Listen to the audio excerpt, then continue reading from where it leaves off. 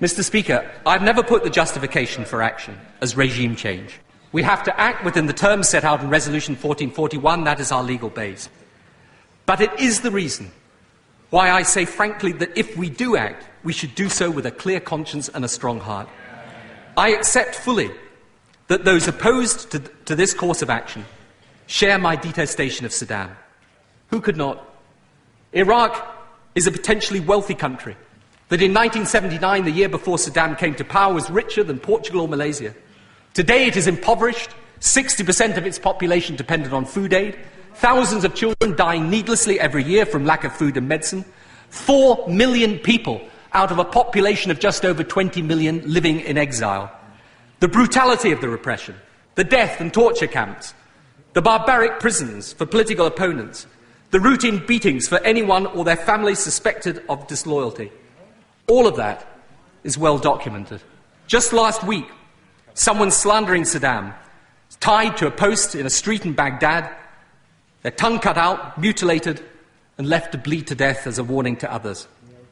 I recall a few weeks ago talking to an Iraqi exile and saying to her that I understood how grim it must be under the lash of Saddam.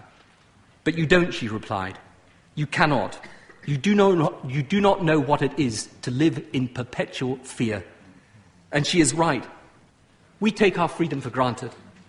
But imagine not to be able to speak or discuss or debate or even question the society you live in. To see friends and family taken away and never daring to complain. To suffer the humility of failing courage in the face of pitiless terror. That is how the Iraqi people live. Leave Saddam in place, and the blunt truth is that is how they will continue to be forced to live. We must face the consequences of the actions we advocate.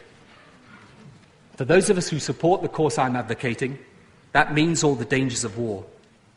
But for others opposed to this course, it means, let us be clear, that the Iraqi people, whose only true hope lies in the removal of Saddam, for them, the darkness will simply close back over. They will be left under his rule without any possibility of liberation. Not from us, not from anyone. Just in a moment. And if this House now demands, and this is the choice before us, if this House now demands that at this moment, faced with this threat from this regime, that British troops are pulled back, that we turn away at the point of reckoning, and this is what it means, what then? What will Saddam feel? Strengthened beyond measure. What will the other states who tyrannize their people, the terrorists who threaten our existence, what will they take from that? That the will confronting them is decaying and feeble. Who will celebrate and who will weep if we take our troops back from the Gulf now?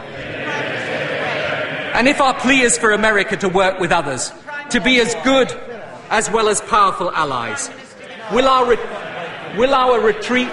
Sorry. If our plea is for America to work with others, to be good as well as powerful allies, will our retreat make them multilateralists? Or will it rather not be the biggest impulse to unilateralism that we could possibly imagine?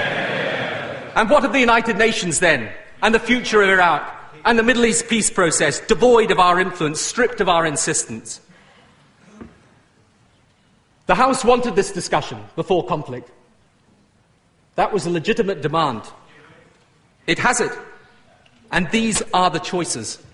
And in this dilemma, no choice is perfect. No choice is ideal. But on this decision hangs the fate of many things. Of whether we summon the strength to recognise the global challenge of the 21st century and meet it. Of the Iraqi people groaning under years of dictatorship. Of our armed forces, brave men and women of whom we can feel proud, whose morale is high and whose purpose is clear. Of the institutions and alliances that will shape our world for years to come. To retreat now, I believe, would put at hazard all that we hold dearest. Turn the United Nations back into a talking shop, stifle the first steps of progress in the Middle East, leave the Iraqi people to the mercy of events on which we would have relinquished all power to influence for the better. Tell our allies that at the very moment of action, at the very moment when they need our determination, that Britain faltered. I will not be party to such a course. This is not the time to falter. This is the time for this House, not just this government or indeed this Prime Minister, but for this House to give a lead. To show that we will stand up for what we know to be right. To show that we will confront the tyrannies and dictatorships and terrorists who put our way of life at risk. To show at the moment of decision that we have the courage to do the right thing. I beg to move the motion.